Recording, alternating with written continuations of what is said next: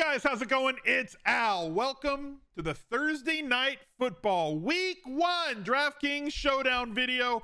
It's finally here. We're going to kick off on Thursday night the 2022 NFL fantasy football season, and I cannot wait. We could not have a better game. The Bills and the Rams. What could have been the Super Bowl last year, but wasn't because, overtime rules and stuff. But massive players, a huge ceiling. This game has a total of 52 and a half. This could go absolutely bonkers. This is going to be a really fun showdown. Superstars on both sides of the ball. I can't wait. I'm glad that you guys are here. So thank you for being here. Drop a like on the video, subscribe to the channel, ring the notifications bell, and let's go. He's a legend.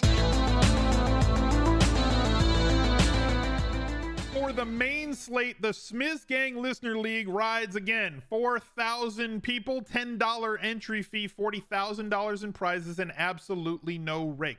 The best tournament on DraftKings every single week. $4,000 to first place, $400 to 10th place, and I will personally shout out the winner and everybody else in the top 10, right? Why not? Shout outs are free. On the recap video, comes out every Monday on the Smizzle Fantasy, the Al Smizzle Fantasy Football channel, smizzle.tv/ff, or just do a YouTube search for Al Smizzle Fantasy Football and you'll take it over there. There's going to be 6 videos a week on that channel, as well as the 8 videos a week on this channel. I can't put out any more than 14 videos a week, guys. I'm really sorry, but this year is a very ambitious schedule for me.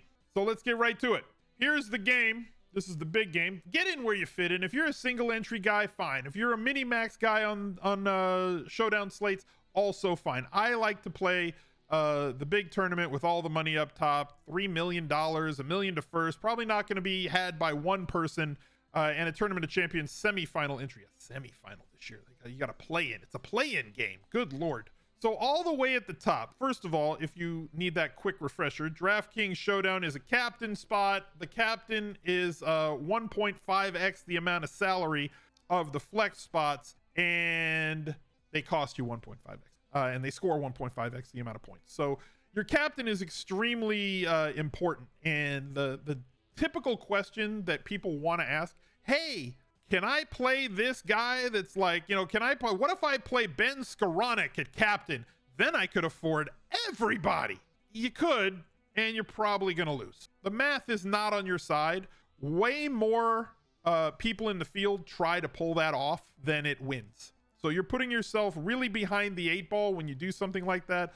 I personally prefer limiting my captain spot to like the top 5 to 7 players max that I think have a potential to lead the game in scoring. Whether they come in second or third, that's fine. You're gonna need that 1.5x. So if your value player gets you like 8 fantasy points and you log 12 points out of your captain spot, you're probably going to lose, because the top scoring player, especially in a game like this, is probably going to have 30 to 45 fantasy points. And if they do that and you get the 1.5x and they walk out there with 60 points and you're chasing with your captain with 12 points, you're going to lose. It's not a good way to go. So let's focus first on the top guys that I like in captain. 1, Cooper Kupp. Obviously, you're going to have to find value if you go with Cooper Kupp. He's awesome. He's amazing. You don't really need me to talk you through why you should play Cooper Kupp, but you should probably play Cooper Kupp. If I play Cooper Kupp in my captain spot, correlation is key. It's one of the keys when it comes to playing showdown. So if I'm going to have Cooper Kupp or any Rams wide receiver in my captain spot, I'm going to have Matthew Stafford and force him to be in the lineup with any pass catcher there. Moving on to Josh Allen. He's really good. He's a flipping unicorn. He's a slate winner. He's a game breaker. Like, we could go with like a Game of Thrones sort of title for him. He's Josh Allen, first of his name, breaker of slates, king of the showdowns. You just go right down the list, right? Give him like the full Khaleesi. He's everything that you want in a quarterback. He gives you a rushing floor, touchdown upside on the ground, throws the ball a ton, and throws the ball efficiently, right? Efficiency is a greater predictor of quarterback scoring in fantasy than volume is. But when you get an efficient quarterback who also throws it a lot, you get multiple touchdown upside and a very limited group of players that he can throw to. Josh Allen, 18,000 is going to be a bit restrictive, and I like the way that they price this slate, because you can't just go, okay, I'm gonna have Allen, I'm gonna have Kupp, I'm gonna have Stafford, I'm gonna have Diggs, and you're at negative 200 after 4 players. So you're gonna have to make some decisions, and we're gonna try to make them smartly. But if I'm gonna play Josh Allen, if you're building by hand, be sure that you have at least 2 of Josh Allen's pass catchers along with him, whether that is going to be Steph Diggs, Gabe Davis. I'm not going to include Singletary in that group. Knox is fine. McKenzie, if he plays, I'm expecting him to play. Isaiah McKenzie, through training camp, won the slot role. We had originally thought that they brought in Jamison Crowder to be that guy in the slot, and McKenzie was the odd man out. They brought back McKenzie this offseason, and he outplayed him throughout the summer. So he steps into that highly valuable slot role that last year was manned by Beasley. Now, Beasley, not quite the athlete that Isaiah McKenzie is. McKenzie much faster, much quicker with the ball in his hands. And if they're going to operate and scheme to get the ball to McKenzie in the same ways that they got the ball to Beasley last year, then there's much bigger upside for him. Like we saw one game last year against New England where he got 12 targets when players were injured and scored 32 fantasy. Like he can definitely scoot, especially if he gets the ball in his hands. He's going to be extremely popular as a relief valve if he is starting, which we expect him to. He is dealing with an injury through camp. I am going to include the kicker in this group. This is my favorite part of the video, though, because people scan through the timeline and they're going to see 6 Bills here, and somebody is going to reply down below this video and they're going to say, you can't play 6 Bills. You have to have somebody on the other side of the team. That's not a viable lineup. I know it's not a viable lineup. This is a group that I'm building around when Josh Allen is captain. Chill, B. James Cook, probably not going to include him either. I don't expect 15+%. Would include Crowder in that group. Anybody that you think is a pass catcher.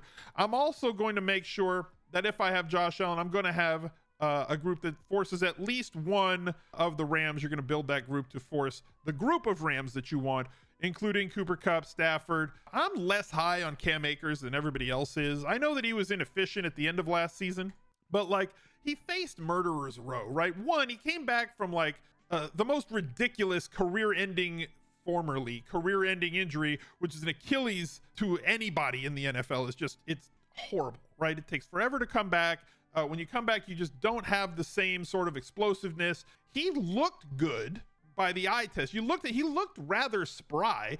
Unfortunately, he played 2 games against San Francisco since his comeback. Arizona, who last year was a very tough team against opposing running backs. Tampa Bay, who, if you've played daily fantasy for the last couple of years, you know that we never play running backs against Tampa Bay. They're just an X-out spot. If Tampa Bay is against somebody, we just don't play running backs against them. And then like the Bengals. But like this was murderer's row. So like, yeah, I kind of expect him to be inefficient in this spot. And Buffalo has got a good defense too. So like, I don't know. I'm not as high on Cam Akers as everybody else is. Allen Robinson, I am extremely high on this season. I'm so happy for Allen Robinson that he finally gets to play with, I'm not going to say a real quarterback, because anybody who plays in the NFL is real. But when you look at the cast of characters that Allen Robinson has had to catch passes from in his career, it hasn't been good. Blake Bortles and crew. And now he gets future Hall of Famer Matthew Stafford, Super Bowl champion Matthew Stafford, amazing at Instagram Matthew Stafford, top 5 all time in terms of yardage and touchdowns is what he projects to be. Now he has that type of quarterback stepping into a really high volume role that was advocated by Robert Woods. Bobby Trees moving on to Tennessee and now vacating a ton of targets that were then picked up by Odell Beckham Jr., who had a fantastic run in last season when he came to the Rams and took over for Robert Woods after that injury. Allen Robinson steps into that role. Cooper Kupp's going to get all the attention, and Allen Robinson going to get schemed by McVay into a lot of spots here. 6,200, like him in this game as well. If I'm going to go with a Matthew Stafford at captain. Now, Stafford's had some big games. The problem is when Stafford has like a really, really big game, and he does not have usually the path to having that like 35 plus fantasy point game. Like he had 32 here, had 4 touchdowns for 343. The problem is when he has that game, Cooper Kupp is more than likely going to be a higher scorer than he is, right? One of his pass catchers is going to outperform Matthew Stafford because Stafford is a statue quarterback who does not add at this point in his career pretty much anything with his legs, right? Like he had 2 games last year where he ran for over 20 yards from scrimmage, and the rushing quarterbacks have so much more upside when it comes to being that captain spot. But based on how high salaries are in this game, I think that he's a little bit more viable because even though he's not going to be the optimal captain from a most points scored on the slate perspective, saving that 2K allows you to build that quarterback group around Cooper Kupp, Allen Robinson, not going to include Akers in that one, Higbee, Not going to include Darrell Henderson Jr. The Rams do not throw the ball to their running backs a lot on an every game basis. It really fluctuates, right? Like Rob Henderson Jr., really good in the passing game. He's a good pass catcher, but like 1, 5, 6, 1. It's not predictable every week. They are one of the teams that throws it the least to their running backs out of the backfield in the entire league. Some of that might have to do with the fact that they play from ahead a ton under McVay, but also schematically, they just don't do it. Van Jefferson, monitor this Q as we get closer. He's making good progress from that knee procedure. If he's playing, we're going to include him in that group. Skoranek, in the case that he's not there. Tutu Atwell seems to have added weight, but he's like, he's like 5'1". So figure out the guys that you want to go with in that group. I am also going to include their kicker because the kicker correlates better with the quarterback than people are willing to admit, specifically in a one-game showdown situation, as well as that bring back group with the Bills, including every one of their skilled offensive players. Not going to include the kicker or the defense in that group at all. I did want to take a second because, as you can see this bar below me, we are once again doing our charity fundraiser, trying to raise $100,000 this season for No Kid Hungry. There are food insecure children everywhere across the United States, and we play this silly game and we spend our time playing fantasy football. The least we can do is donate a little bit at a time. Every single dollar helps. I will be matching every $10,000 that our community raises. I will be matching $10,000. So if you guys can put up $50,000 collectively as a group, I will also be putting up $50,000 if we can get there, which will help us get to that $100,000 goal. Smizzle.tv/charity. There is a link down below in the description, or go through smizzle.tv/links. It is right there. The links command is going to be in the pinned comment every single video. Go through there. That'll take you to the listener league. That'll take you to the charity event. All the links that you need are right there in smizzle.tv/link. Now, I mentioned I'm not going to have an opposing defense with the quarterback. I am also not going to, I'm going to allow the kicker, but I'm not going to allow, especially in a game where there projects to be this much yardage and this many touchdowns, I'm not going to allow two kickers or defenses to exist in any one lineup. Is it possible that kickers and defenses could end up in the winning lineup together?